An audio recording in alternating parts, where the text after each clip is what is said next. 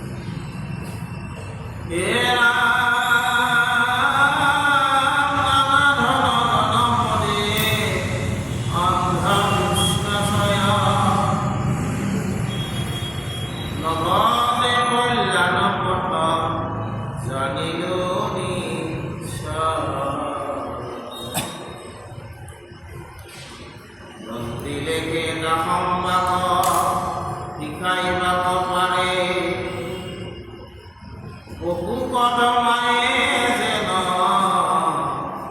লঘুর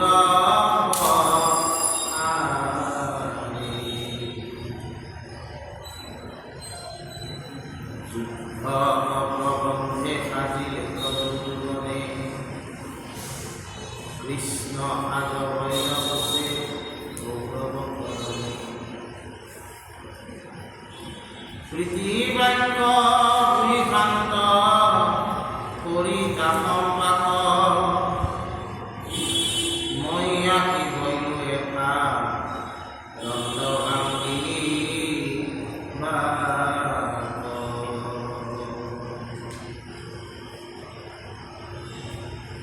দুষ্ট গুরুগণর বুঝিল অভিপ্রায় দণ্ড দেখে রতি মন্দ মতি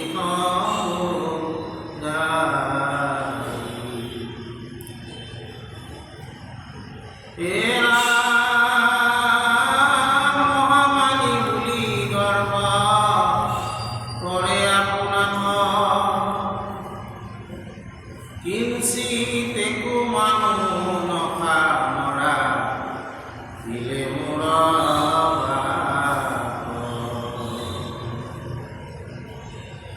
কৃষ্ণ উগ্রহেন করিলে তিরস্কার যারা অবঙ্কর নাই ভুকিলি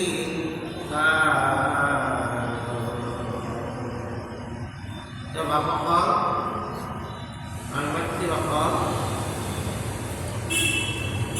আজি আমি এই দশম স্কন্ধৰ আমি পাঠ কৰিছোঁ তাৰে আগৰ সময়খিনি এনেকুৱা আছিল যে বলৰামে এই আমাৰ কৌৰৱৰ সকলক বুজোৱা নিমিত্তে এটা শান্তি বাৰ্তা লৈ তেওঁ কৌৰৱৰ ওচৰ চাপিছিল কাৰণ তেওঁলোকৰ বংশৰ ল'ৰাই দুৰ্যোধনৰ কন্যা লেখনা মানে ধৰি লৈ গৈছে আৰু দুৰ্যোধনৰ কন্যা লক্ষণক যেতিয়া হৰি লৈ গৈছিল এই সাম্ব কুমাৰক তেওঁলোকে বন্দী কৰি থৈছিল। গতিকে বলৰামে ভাবিছিল যে যুদ্ধ কৰি বহু লোকৰ হানি হোৱাতকৈ মই গৈ তেওঁলোকৰ লগত বুজাবুজি কৰি এটা মিত্ৰতাৰ মাজেৰে আমি সমস্যাটো সমাধান কৰিম।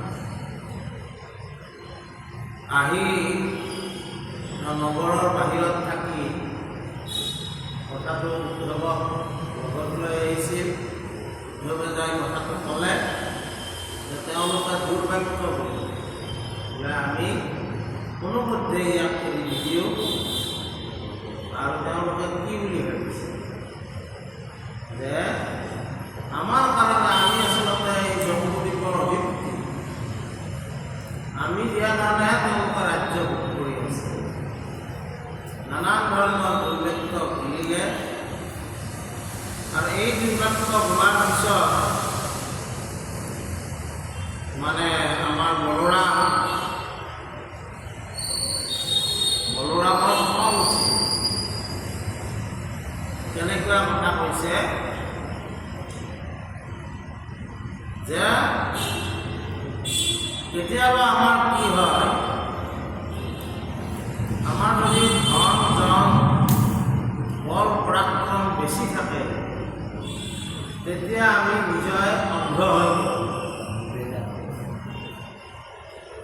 আমি সকলোকে তলত ৰখাৰ এটা মানসিকতা আমাৰ মাজত গঢ়ি উঠে। ঠিক তেনেকৈ কৌৰৱৰো তেওঁলোকৰ ধন জন সামৰিক শক্তি বৃদ্ধি পোৱাৰ কাৰণে তেওঁলোকেও আগত কোনজনে তেওঁলোকৰ লগত মিত্ৰতা কৰিব আহিছে সেইজন যে ঈশ্বৰমুখী সেই কথাটো অন্ধ হৈ হোৱাৰ কাৰণে তেওঁলোকে দেখাই নাপায়। তেওঁলোকে বলৰামক আৰু ভগৱন্ত কৃষ্ণৰ যি কৃষ্ণস্তু ভগৱন্ত স্বয়ং বুলি ভাগৱতে ঘোষণা কৰিছে।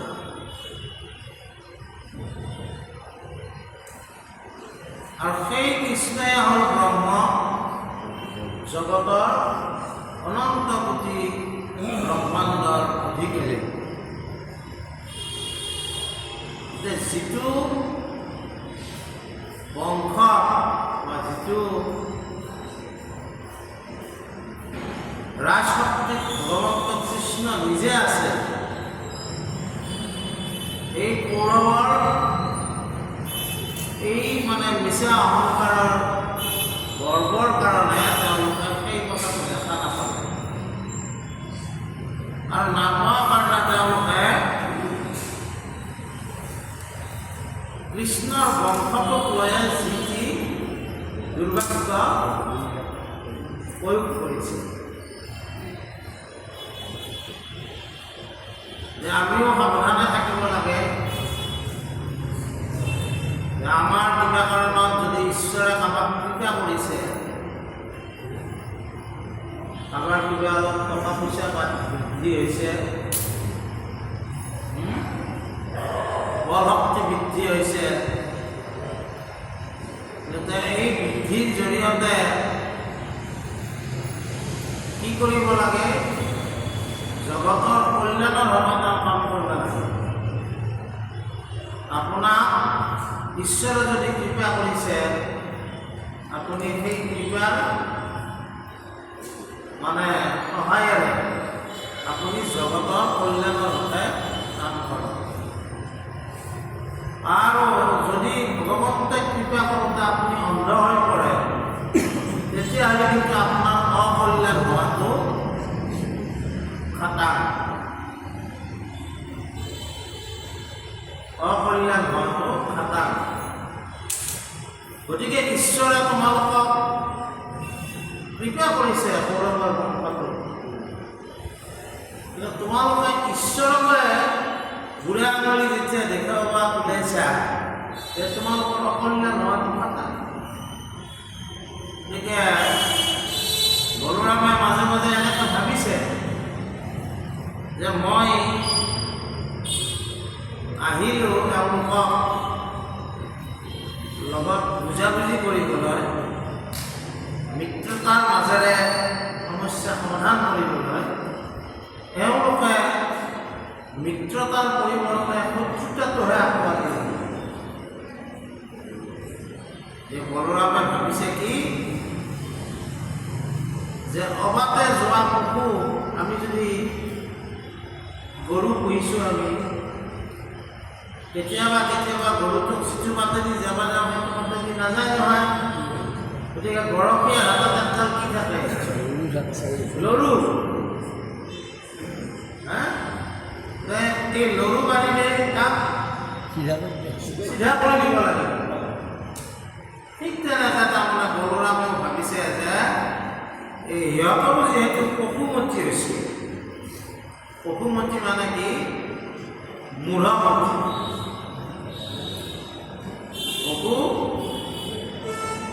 পশুমতী মানে হ'ল মূঢ়মতী।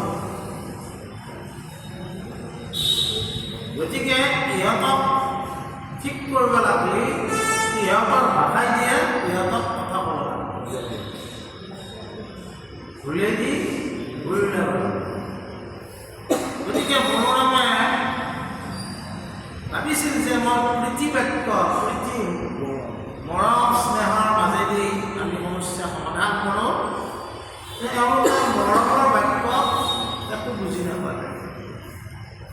গতিকে তেওঁলোকৰ অভিপ্ৰায় কি যে আমি তোমালোকতকৈ ডাঙৰ, আমি তোমালোকতকৈ শক্তিশালী, আমি তোমালোকতকৈ আৰ্থিকভাৱে শক্তিশালী, সামৰিকভাৱে শক্তিশালী।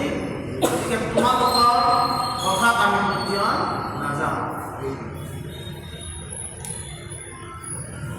সেইকাৰণে কি কৰিলে, মানে বলোৰামে ভাবিলে যে ঠিক আছে, তেনেহ'লে তোমালোকে যদি বিচাৰিছা যুদ্ধৰ দ্বাৰাই তোমালোকক কথাটো বুজাব লাগিব। তাৰপিছত কি কৈছে, মহামানী বুলি গৰ্ব কৰে আপোনাক, ইঞ্চিতে মানুহ নৰাখিলে মূৰবাক, কৃষ্ণ উগ্ৰ সেনাকো কৰিলে তিৰস্কাৰ, যাদৱ বংশৰ অমাই নিন্দাৰ,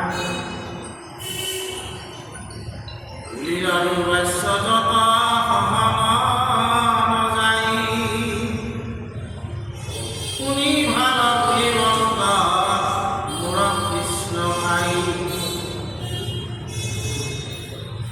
ভুজবিঞ্চি অন্ধ বংশৰ অধিকাৰী, হেন উগ্ৰ মানে আজ্ঞা কৰিতে নপাৰি, যত ৰূপত পাল মানে ইন্দ্ৰই আদি কৰি, মনোবৰ্তী থাকে যাৰ আজ্ঞা দিলে ধৰি, কৃষ্ণ হেন দেৱজাত শাসন্ত বিনয়, হেন উগ্ৰ হেনৰ আদেশন মানয়, মহাপুৰুষে কোনো বোলো বুলিল বচন, কৃষ্ণ কন মানে কিনো দুষ্ট কুৰুগা।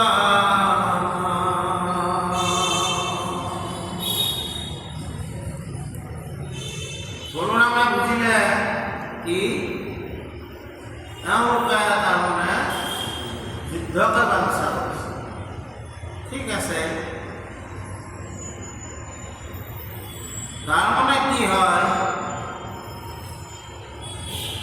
আমি আচলতে যেতিয়া নিজে মহামানী বুলি নিজে গৌৰৱ কৰিবলৈ পাৰোঁ, তেতিয়া আমাৰ আগত এনে যুদ্ধ সদৃশ বহুত পৰিৱেশে দেখা দিব।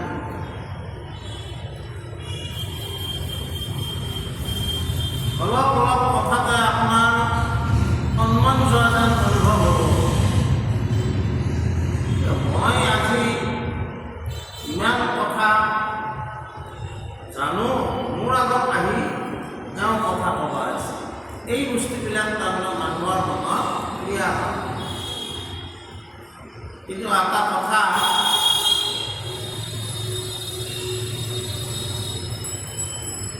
যিডাল গাছৰ পৰা আমি বেছি ফল পাওঁ,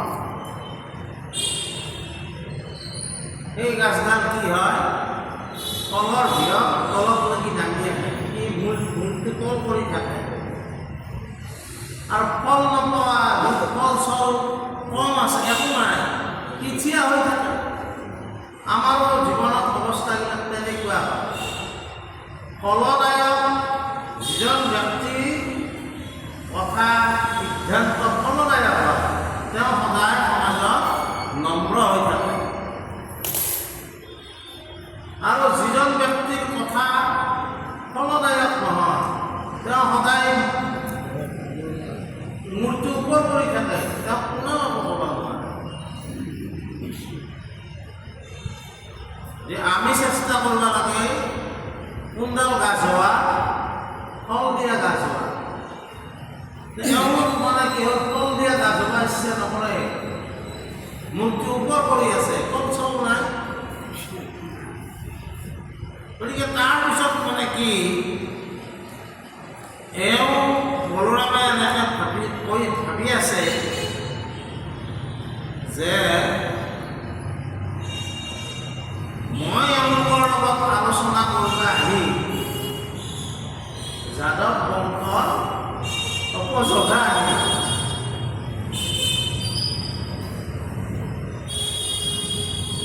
কাৰণ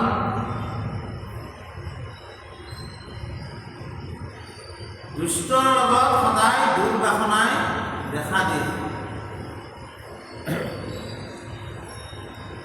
সেইকাৰণে বলোৰামে কি কৰিলে, কিছুমান উপলব্ধি এই ভাগৱতত বৰ্ণনা কৰিছে যে যি ভগৱন্ত কৃষ্ণ, পৰম ব্ৰহ্ম কৃষ্ণ দশ দিগপাল, লোকপাল,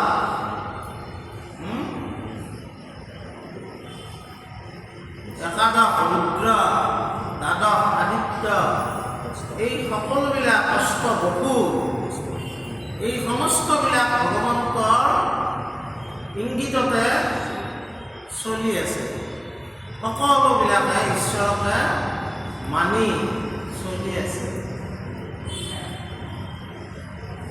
আৰু তেওঁলোক চলি থকাৰ কাৰণে জগতখন কি হৈ আছে, বৰ্তি আছে। জগত কাৰণ যিটো নিখিল জীৱৰ আত্মা নাৰায়ণ পৰম পুৰুষ, আমাৰ সকলো আমি যে চৈতন্য ভাৱত বৰ্তি আছো, ইয়াৰ কাৰণ হৈছে কি, যে আমাৰ সকলোকে চৈতন্য কৰি ৰাখিছে ভগৱন্ত কৃষ্ণ।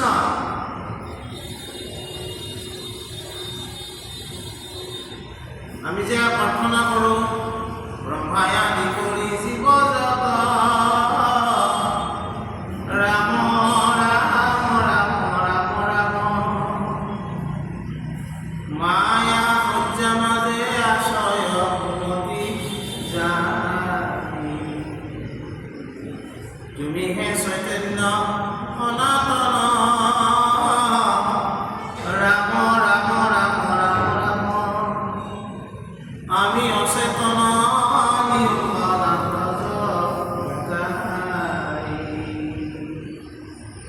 মাধৱদেৱে ভোগাত কি কৈছে, যে ব্ৰহ্মাকে আদি কৰি যিমান দেৱ দেৱী বা মনুষ্য আছে, পশু পক্ষী যত আছে, সকলোবিলাকে মায়াত আবদ্ধ হৃদয় সচেতন হৈ থাকে, কিন্তু তেওঁলোকক চৈতন্য কৰি ৰাখে। কোন চৈতন্য? এইজন চৈতন্য। কেৱল তুমিহে চৈতন্য সনাতন, তুমি সদায় থাকিবা। আৰু সেই চৈতন্য সনাতনে হ'ল ভগৱান কৃষ্ণ। এই যিজনৰ কাৰণে তোমালোকে আজি এইখিনি কথা ক'ব পাৰিছা, তেওঁহে তোমালোকক চৈতন্য কৰি ৰাখিছে। এই চৈতন্য ভগৱন্তকো তোমালোকে চিনি পোৱা নাই।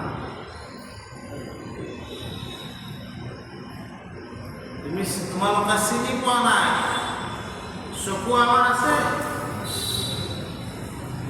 চকু আমাৰ আছে, কিন্তু চকু দি আমি দেখিছোঁ দৰ্শন ইন্দ্ৰিয়টো, কিন্তু আমি চকু দি দেখাটো পৰ্যাপ্ত নহয়। দৃষ্টি এইটো হ'ল বাহ্যিক দৃষ্টি, আৰু এটা আছে অন্তৰ্দৃষ্টি। সেইটোকো দৃষ্টি বুলি কৈছে। এই অন্তৰ্দৃষ্টিৰ কাৰণে মানুহক বোধ শক্তি লাগিব। আমি জীৱনত যেতিয়া চলি থাকোঁ, অন্তৰ্দৃষ্টিৰ অভাৱৰ কাৰণে আমাৰ জীৱনত কেতিয়াবা খলকনিৰ সৃষ্টি হয়। আমি যিটো সত্য তাক অসত্য ৰূপত দেখোঁ, আৰু যিটো অসত্য তাক সত্য ৰূপত।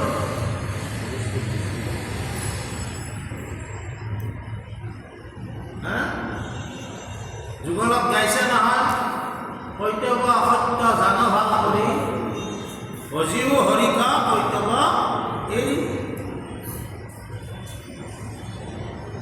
গতিকে এওঁলোকে কি কৰিছে? তেওঁলোকে যিটো প্ৰকৃত সত্য সেইটোক তেওঁলোকে দেখা নাই। তেওঁলোকৰ যি বল পৰাক্ৰম এইবিলাক যে আচলতে অসত্য, অশাশ্বত, সেইটো তেওঁলোকে দেখিছে। আৰু সেই অসত্য ওপৰতে গৰ্ব কৰি তেওঁলোকে সত্যৰ লগত কি কৰিব উচিত? যুদ্ধ কৰিব উচিত।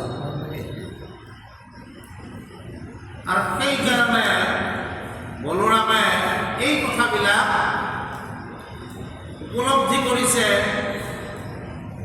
আৰু ভাবিছে যে চৰাচৰ জগত দশ দিগপাল এই সমস্ত যিজনৰ আদেশত চলি আছে, সেইজনক তেওঁলোকে আদেশ দিব। গতিকে এওঁলোকক বুজাব লাগি ময়ো কি কৰিব লাগিব? মোৰ পৰামৰ্শ দেখুৱাব লাগিব। যোৱাবাৰ আমি কৈছিলোঁ নহয়, বুজাক বুজাবি আকাৰে আহিছে, নুবুজাক বুজাবি ধাৰা চাপ কৰে। এই ধাৰা চাপৰ এতিয়া মাৰিব।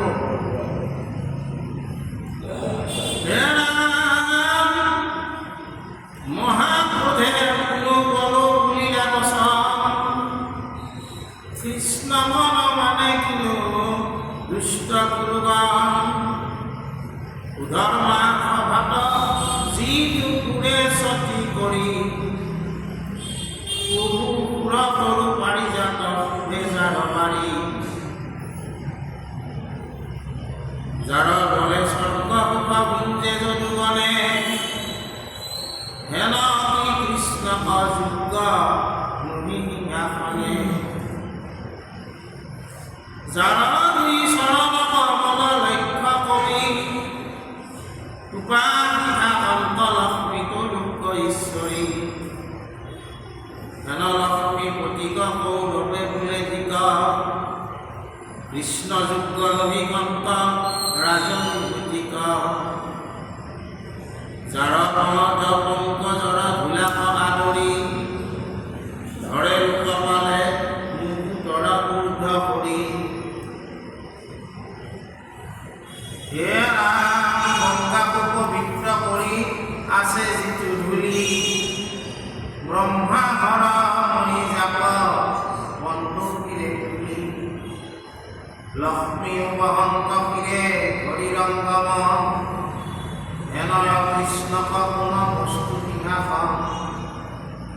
পৌৰমতমাগী ভূমি যদুবংশে খাই ইটো কথা কহন্তে মুখতলা জনাই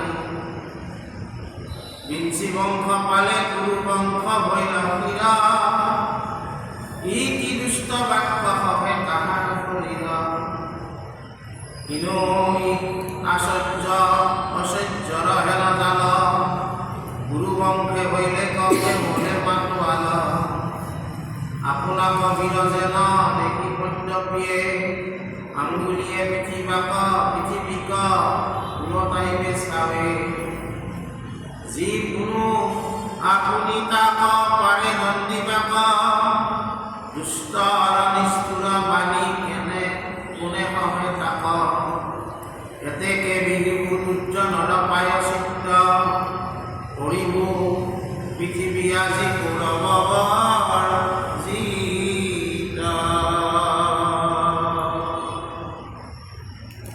এইবিলাক ভগৱন্তৰ কথা বৰ্ণিত কৰিছে।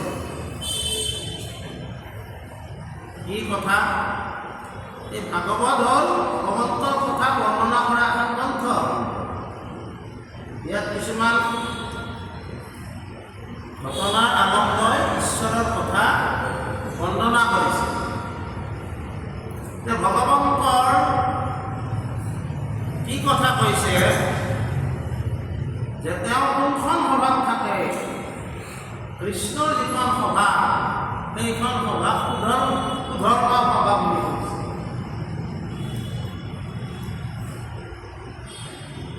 সুধৰ্ম সভা তাৰমানে দেৱ সমাজৰ সভা আৰু যি সভা সু মানে উত্তম, ধৰ্ম মানে ধৰ্মই, যি সভা উত্তম ধৰ্ম সম্পৰ্কে আলোচনা হয় সেইকাৰণে সুধৰ্ম সভা। আমাৰ ভাষাত আছে কমল লোচন ৰাম বহুৰ গুণৱতী কি ৰাম হৰিগতি কি ৰাম ৰঘুপতি। নাৰায়ণ কৃষ্ণ এই সুধৰ্ম সভা শব্দটো তাতেও আছে। মানে উত্তম সভা য'ত ভগৱন্ত কৃষ্ণ য'ত আছে এই সভাখন কি উত্তম ধৰ্মৰ সভা। আৰু কি কৈছে যে তেওঁৰ য'ত বাসস্থান তাতে পাৰিজাত ধৰক শংকৰদেৱে নাটকে লিখিছে। স্বৰ্গৰ পাৰিজাত আনকি ইন্দ্ৰৰ পৰা লৈ আহিছে, যিজনৰ শক্তিৰ সামৰ্থ্য ইমান আছে। সুন্দৰ সুৰ তৰু ভাল ভাল যিবিলাক তৰু আছে, গছ বিৰিখ আছে, সকলোবিলাক ভগৱন্তৰ বাসস্থানৰ ওচৰে পাজৰে আছে। আৰু কি হৈছে তৈলুক্য ঈশ্বৰী বুলি কৈছে লক্ষ্মী। আমি যদিও আমাৰ মনুষ্য আমি হিচাপে জন্ম লয় ভগৱন্ত কৃষ্ণক আমি উপাসনা কৰিব লাগে, ভজনা কৰিব লাগে, কিন্তু আমাৰ কিছুমান স্বাৰ্থ স্বভাৱ আছে, সুবিধাবাদী চৰিত্ৰ আছে। এইবিলাকে আমাক কোনফালে লৈ যায়? টকাৰ ফালে লৈ যায়। টকাৰ মোহত আমি অন্ধ হয় সকলো বাদ দি সেইটোকে আমি সত্য কৰি লওঁ। সমাজবিলাকো লৈছোঁ আমি। কোনোবা এজন মানুহে যদি আমাৰ সমাজত অলপ টকা দিছে, আমি তেওঁ ক'ৰপৰাই টকা দিছে সেইটো আমাৰ বিচাৰ্যৰ বিষয় নহয়। তেওঁ সৰুপৰাই নেটকীয়া আমি তাক ভোগ কৰিব লাগে। এই ভোগৰ ক্ষেত্ৰত মই এটা সৰু ঘটনা কওঁ।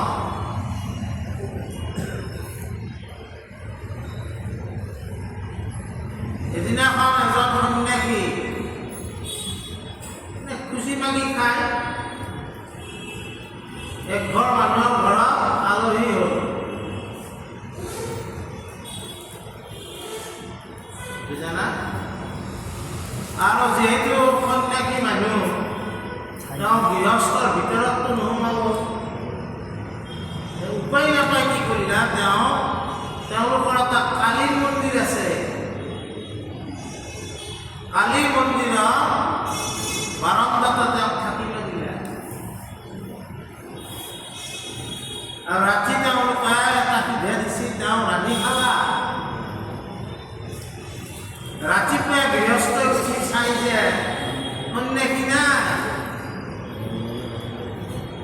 মাই দেউতা সন্ন্যাসীটো নাই দেখোন ক'ত গে এই চোৰে আছিলে চাওচোন চাওঁ মাই মন্দিৰত দুৱাৰখন খুলি চাওঁ চাই যে কালি গোসানী সোণৰ নেকলেছ চেকলেছ পিন্ধি থৈছিল কাণ পাচা পিন্ধি থৈছিল একো নাই আমি এত ঘৰে ৰাতি ৰাখিলোঁ মানে গৃহস্থৰ মন বেয়া লাগি তথাপি চাৰিওফালে চাৰিও দিশে সকলোৱে যাই সন্ন্যাসীক বিচাৰত লাগি গ'ল বুজানা দূৰৰ পৰা এজনে দেখছি সন্ন্যাসীটো খোজকাঢ়ি আহি আছে তাক ধৰিলে যে বদমাছ তোক আমি ৰাতি আশ্ৰয় দিলোঁ আৰু ভাল ভক্ত বুলি সিধা ভোজনী গোটাই দিলোঁ ৰাণী বাৰী খালিও এই চকাহে কৰি থৈ আহিলে আমাৰ ঘৰত সন্ন্যাসী কৈছে কি কৰিলোঁ মই আৰু তই কৈছ কি কৰিলি সন্ন্যাসী কৈছে কি কৰিলোঁ মই সিহঁতক ৰাত উঠিল আৰে মই আৰু কৈ আছোঁ কি কৰিলি যে মই কৰা নাই যি কষ্ট তহঁতে কষ্ট মই চুৰ কৰা নাই চুৰ তহঁতে কষ্ট তেতিয়া বোলে চুৰৰ বদদাবিয়ে ভালে ভালে তথ্য চপনা বনা দিলে ই ক'লা কি মই চুৰ নহয় তহঁত চুৰ ইহঁতে ৰাগ উঠি দিলে ই চুৰ কৰি আমাকে চুৰ কৰিব আছে বোলে কি আমাক তই চুৰ কৰিছ বোলে তহঁতে চুৰ কৰা বেয়াকে উপাৰ্জন কৰা চাউল মই ৰাতি খাওঁতে ময়ো ৰাতিটো চুৰ হৈ গ'লোঁ যা মই য'তে সেই এৰি থৈ আহিছোঁ মানে ৰাতিপুৱা যেতিয়া তেওঁ মলত্যাগ কৰিলে তাৰে কাষত এই টুকুৰাটো এৰি থৈ গুচি গৈছে জ্ঞানটো আহি গ'ল তেওঁ ৰাতি চুৰ কৰা চাউলৰ ভাত খাইছিল কথাটো বুজি পাইছি না চুৰ কৰা চাউলৰ ভাত খাওঁতে তেওঁৰ মনত সূৰ্য বৃত্তিটো আহি গ'ল আৰু সেইকাৰণে কি কৈছে যে মই চুৰ নহয় শুনিছোঁ তহঁত চুৰ তহঁতে যি চাউল মোক দিছ সেই ভাল উপাৰ্জনৰ বস্তু নহয় আমিও তাৰমানে আমাৰ মানে কি হয় আমিও ধন টকাৰ কাৰণে এই কথাটো লক্ষ্য নকৰোঁ আমাক টকাটো লাগে টকাটো পালি আমি ভালকৈ আমাৰ অনুষ্ঠান চলিব তো ক'ৰপৰাই কোনি টকা দিছে আমি সেইটো লক্ষ্য নকৰোঁ এই টকা গোলাম বুলি কৈছিল সকলো তলুক্য সেইকাৰণে তলুক্যক ঈশ্বৰী বুলি কৈছিল আপুনি আৰু টকাৰ গোলাম গতিকে সেই কিন্তু তলুক্য ঈশ্বৰী লক্ষ্মীও ভগৱন্তৰ চৰণ আশা কৰি থাকে তেওঁৰ চৰণ জানকি থাকে অৰ্থাৎ মালিচ কৰি দি থাকে আৰু লক্ষ্মী জানাই মোৰ তাতে যিটো ধন আছে সেইটো ধন আচল ধন নহয় এওঁৰ চৰণ তলত যিটো ধন আছে সেইটোহে আচল ধন এইবিলাক বলোৰামে ভগৱন্তৰ কথা বৰ্ণনা কৰি আছে আৰু কি কৈছে তলুক্যক আক্ৰমিলা চৰণৰ গতি তজু পানো দকে গংগা হৈলে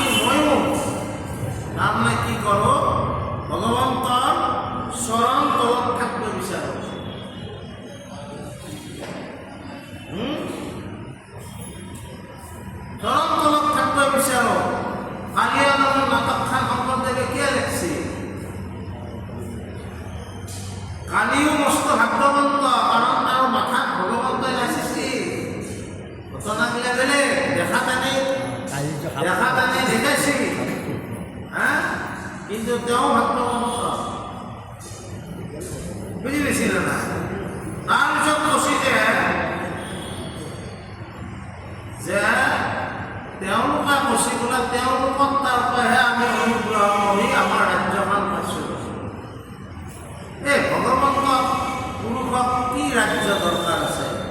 অনন্ত কোটি ব্ৰহ্মাণ্ড তেওঁৰে অধিকাৰী, তেওঁক আৰু তোমালোকে ৰাজ্য দিব পাৰিবা? গতিকে এই কুৰুবংশ কি ঘটনা হৈছে জানে না? বঢ়িয়া বঢ়িয়া উদাহৰণ দিছে। কি বুলি যে কেতিয়াবা যদি কোনোবাই মদ্যপান কৰে,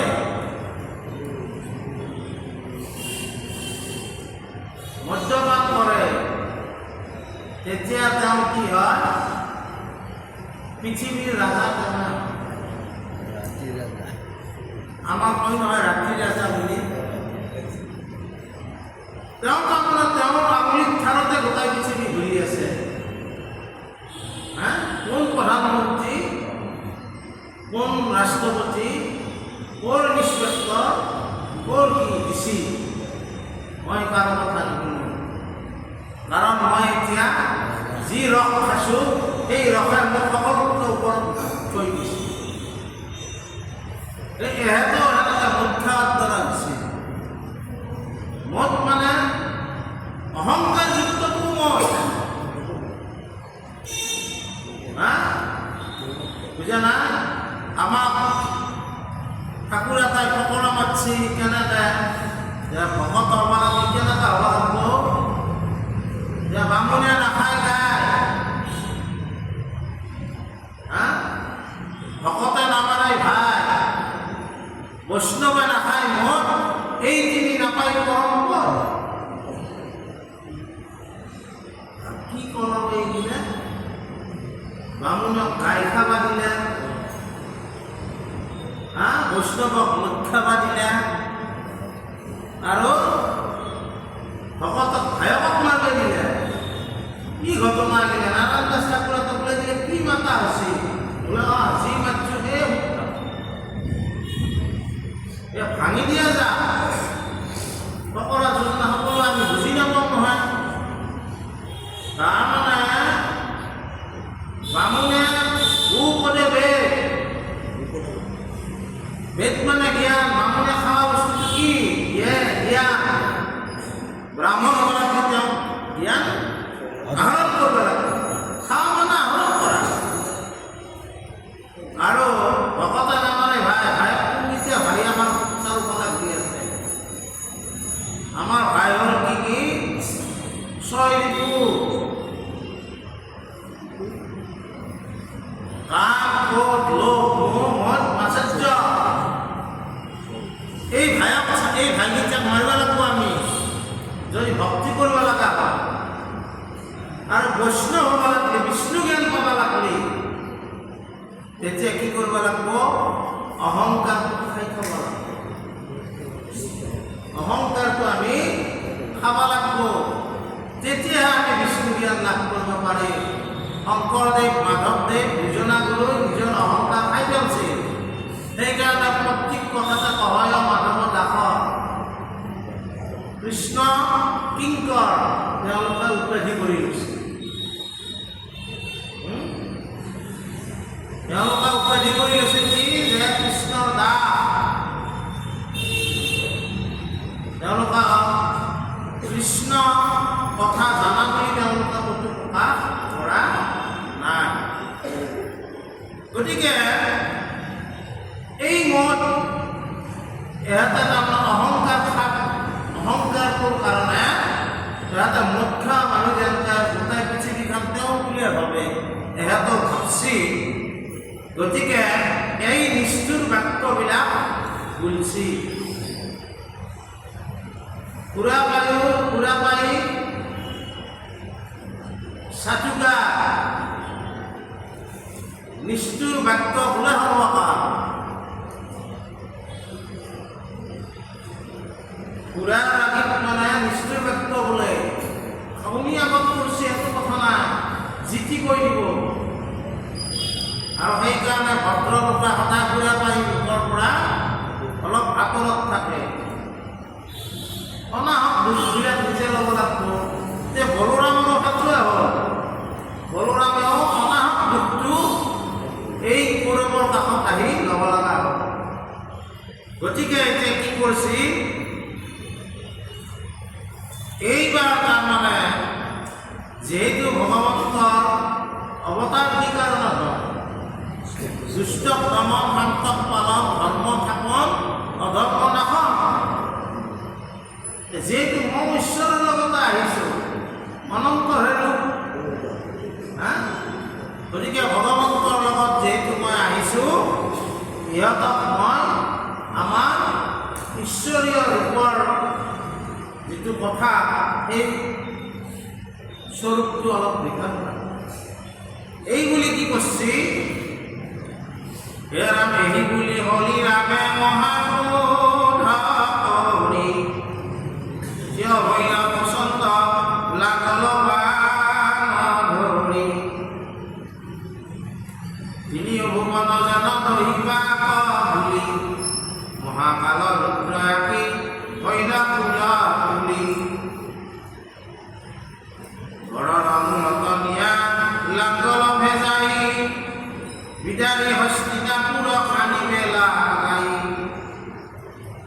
আনি বাপ ধৰিল গংগাক পেলাম বুলি মহাক্ৰোধ মনে বলভদ্ৰ মহাবলী তল বল কৰে সবে হস্তিনানগৰ নাৱখান পুৰে যেনে জলৰ ওপৰ গংগা কপৰয় হেল দেখি আনগৰ স্মৃতি বুদ্ধি হত হইল সবে কৌৰৱৰ বলভদ্ৰে ৰাংগলে ৰাধুনিলে অটানি তাতো একো উপায় নাপাইলে মন গুণি প্ৰাণৰ ৰকাতৰে সবান ভৱে কুৰুগণ তাহি বলভদ্ৰ বুলি কপিল শৰণ হে ৰাম লক্ষ্মণক সহিতে সাংঘয়াক কৰি তুতি কৰিবা কলৈলা পুষ্পাঞ্জলি কৰি তাহি ৰাম জগত আধাৰ নজানিলো প্ৰভু আমি মহিমা তোমাৰ এতেকে আমাক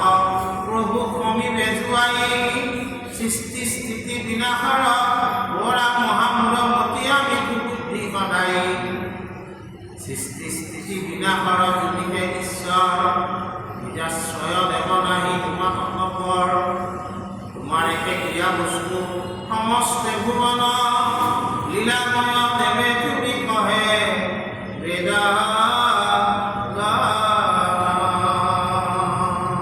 এই বুলি বলৰামে তেওঁৰ অস্ত্ৰ হ'ল ডাঙৰ বুজা এই বুলি গড়ৰ ভিতৰত ডাঙৰ সোমাই দিলে কোনে দি মাটি যেতিয়া ভিজাৰ কৰি মানে খালি আনিলে তেতিয়া হস্তিনাপুৰ কব্যা ধৰিলে তেওঁ ভাবিলে কি যে আজি গোটেই হস্তিনাপুৰ নি গংগাত খালি আগতে তাৰমানে নগৰবিলাকৰ বাহিৰত এটা গড় আছে এইবিলাক আমাৰ ইয়াত অলপ কম ৰাজস্থান দিল্লী এইবিলাক জেগাত সেই গড় পুৰণি গড়বিলাক এতিয়াও আছে বুজানা এই গড়বিলাকৰ মানে বেৰাৰ ওপৰেদি ডাঙৰ প্ৰয়োগ কৰি গোটেই হস্তিনাপুৰ যেতিয়া মানে তেনেকুৱা হৈছে নাও এখন পানীত থাকি যেন তলৌ কৰি থাকে বতাহ হৈও দিব পাৰে নহৈও দিব পাৰে তেনেকৈ তাৰমানে যেতিয়া এই কম্পন হ'ল তেতিয়া তাৰমানে কোনো বংশই বুজি পালা বোলে গোটেই বংশৰ লগত যুঁজাটোতো দূৰৰে কথা এটাৰ লগতে আমি একো কৰিব গোটেইবিলাকে যায় তেওঁ কি কৰিব নিশ্চয় ত্ৰাহিমাং মানে বলভদ্ৰ ত্ৰাহি তুমিয়ে ৰক্ষা কৰা আৰু বলভদ্ৰ ভগৱন্তৰ ঈশ্বৰ অংশী বুলি তেওঁলোকে তুতি কৰিছে আৰু তেওঁলোকে কি কৰিছে ক্ষমা মাগিছে আৰু কৈছে যে যিজন শাম্ব কুমাৰক বন্দী কৰি থৈছিল আৰু লক্ষণাক যে এই দুইজনকে আগত লৈ আহি বৰুণাক কৈছিল তোমালোকৰ ল'ৰা লৈ যোৱা আৰু আমাৰ ছোৱালীকো তোমালোকক গতাই দিয়া এইখিনি কাম আগেয়ে হ'ব লাগিছিল কথাটো কি জানা? কিন্তু তাৰমানে এওঁলোকে কিয় নহ'ল যে আমাক আচলতে অসহ্য বিভূতি আমাক অন্ধ কৰি ৰাখে। সেইকাৰণে সাধু লোকসকলে ধন ঐশ্বৰ্য বিভূতিক বেছি গুৰুত্ব নেদে। কিহৰ কাৰণে নেদে? যে সেইবিলাক মোৰ ওচৰলৈ বেছিকৈ আহিলে কি হ'ব পাৰে, মোৰো চকু থাকিও মই অন্ধ হ'ব পাৰোঁ, ভক্তি মোৰ ৰহিত হ'ব পাৰে। গতিকে মোক ঈশ্বৰে কেৱল নাম ধন দিয়ক। সাধু লোকসকলে কি নাম ধনৰহে আশা কৰে, বুজা? কিন্তু এই ধন ঐশ্বৰ্য বিভূতিৰ বলৰ কাৰণে তেওঁলোকে বলোৰামৰ দৰে ঈশ্বৰ অংশীৰ লগতো বেয়া বাক্য বুলিলে। শেষত বলোৰামে যেতিয়া তেওঁ ঈশ্বৰত্ব গুণ প্ৰকাশ কৰিলে, গোটেইবিলাকে প্ৰভু তুমি ৰক্ষা কৰা। এনেকৈ আজিৰ পাঠটো হৈছে। গতিকে আজিৰ পাঠটো আমাক এই কথাকে কৈছে যে তোমাৰ যিমান নেকি ধন জন ঐশ্বৰ্য বিভূতি নাথাকক কিয়, তুমি ভক্তি ৰহিত নহবা, ভক্তিযুক্ত হৈ থাকিবা। ভগৱন্ত ভক্তিযুক্ত পুৰুষৰ আত্মবোধ মাধৱৰ প্ৰসাদে বিনয়, কৃষ্ণৰ কৃপাত জানা বিষয় সংসাৰ ভয়, এহি মানে গীতাৰ নিৰ্ণয়। তুমি সুখী দুখী যিয়ে নহওক কিয়, ধনী দুখীয়া যিয়ে নহওক কিয়, তুমি কেৱল ঈশ্বৰযুক্ত হৈ থাকিব চেষ্টা কৰিবা। ঈশ্বৰযুক্ত হৈ থাকিলে তোমাৰ আত্মজ্ঞান উপজিব। সেই আত্মজ্ঞানে তোমাক কি কৰিব? কৃষ্ণৰ কৃপা লাভ কৰাৰ কাৰণে, প্ৰসাদ লাভ কৰাৰ কাৰণে তোমাক সুযোগ দিব। আৰু এই কথাটোকে গীতাৰ নিৰ্ণয় সিদ্ধান্ত দিছে। আমি যিহেতু আখৰণীয়া লোক, গীতা আমি মানিব লাগিব। গীতাই কি কৰিছে যে তুমি কৰ্ম কৰি যোৱা, ফল তুমি নিবিচি দিবা, আৰু তুমি যিকোনো প্ৰকাৰে কি হ'বা? ঈশ্বৰৰ লগত যোগ হৈ থাকিবা। সেইকাৰণে গীতাত এটা শব্দ বৰকৈ ব্যৱহাৰ কৰা হৈছে, সেইটো কি? ভক্তি যোগ, সন্ন্যাস যোগ, বিখ্যাত যোগ, চব যোগ। কি যোগ? একে একে লগ লাগি দুই, সেইটো যে যোগ, সেইটো যোগ। জীৱাত্মা আৰু পৰমাত্মাৰ মাজৰ যিটো যোগ, সেইটো জ্ঞান হৈছে গীতা জ্ঞান। গতিকে যেতিয়া তাৰমানে এই ধৰা কামত ভগৱন্তক আমি তেওঁৰ অধীনত বুলি থাকোঁ, তেতিয়া আমি ভক্তিৰ সহায়েৰে আমি সফল লাভ কৰিব পাৰোঁ। আৰু যদি আমি নিজকে স্বতন্ত্ৰ বুলি ভাবোঁ, ঈশ্বৰক তেতিয়া আমি দেখা নাপাওঁ। আৰু এই দুৰ্যোধনৰ অৱস্থা তেনেকুৱা হৈছে। গতিকে আমি আশা কৰিছোঁ ভগৱন্ত